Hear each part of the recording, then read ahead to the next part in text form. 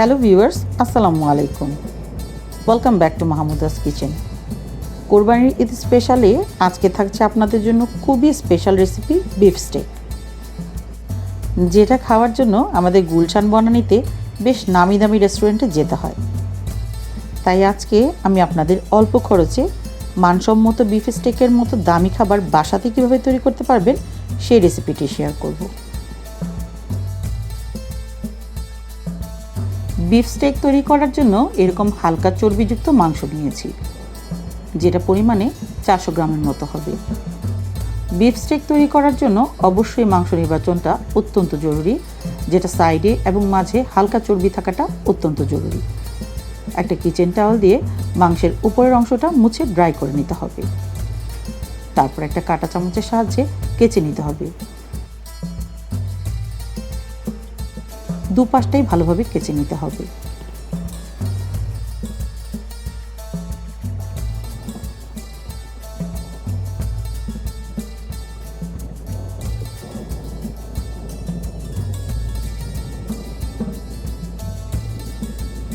প্রথম পর্যায়ে পরিমাণ মতো লবণ,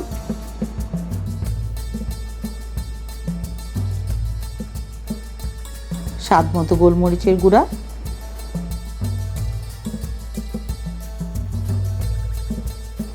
এবং মিক্স হার্বস দিয়ে উপরের দিকটা মাখিয়ে নিতে হবে।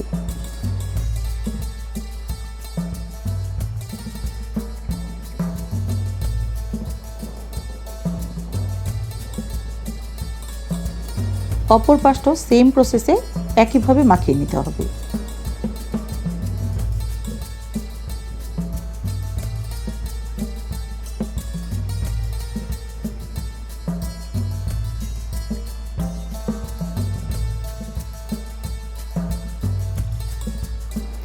এখন মাংসের পিস দুটো একটা বোলে ট্রান্সফার করে নিব। সাথে দিব 5-6 কোষ থেতো করা রসুন, 2 টেবিল চামচ বারবিকিউ সস, 2 টেবিল চামচ সয়া সস, 1 টেবিল চামচ হোয়াইট ভিনেগার, 2 টেবিল চামচ লেবুর রস। এবারে সমস্ত কিছু একসাথে ভালোভাবে মাংসের সাথে মাখিয়ে নিতে হবে।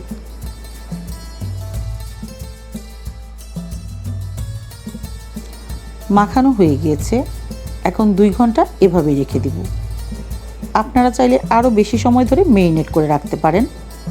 6 থেকে 7 ঘন্টা মেরিনেট করতে পারলে এর রেজাল্টটা খুবই ভালো আসে।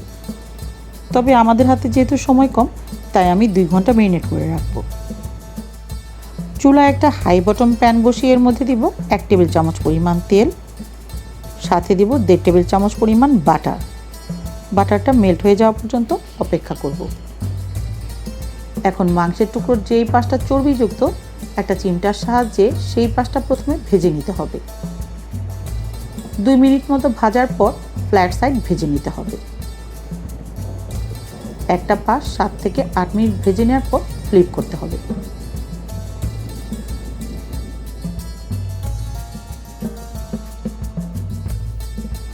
এবারে সেমভাবে অপর পাশটাও ভেজে নিতে হবে। অপর পাশটাও 7 থেকে 8 মিনিট ভেজে নিয়েছি। এখন স্টেকটা এক পাশে করে নিয়ে 3টা মিডিয়াম সাইজের পেঁয়াজ একটু মোটা করে কেটে নিয়ে সটে করে নিব।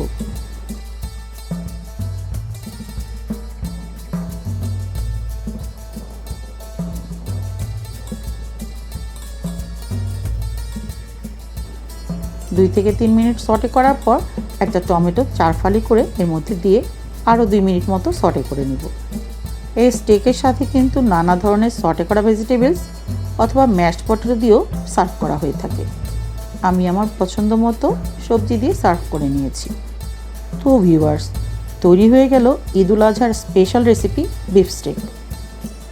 আমার আজকের রেসিপি ফলো করে যদি আপনারা তৈরি করেন, তাহলে আপনারাও বিশ্বাস করবেন যে এই ধরনের বিফ স্টেক খাওয়ার জন্য এখন আর এত খরচ করে বাইরে যাওয়ার কোনোই দরকার পড়বে না। আজকের রেসিপিটি ভালো লেগে থাকলে প্লিজ লাইক, কমেন্টস, শেয়ার এবং সাবস্ক্রাইব করে মাহমুদাস কিচেনের সাথেই থাকবেন। ঈদ উল আজহার শুভেচ্ছা জানিয়ে আজকের মতো এখানেই বিদায় নিচ্ছি। সকলেই ভালো থাকবেন, সুস্থ থাকবেন। আল্লাহ হাফেজ।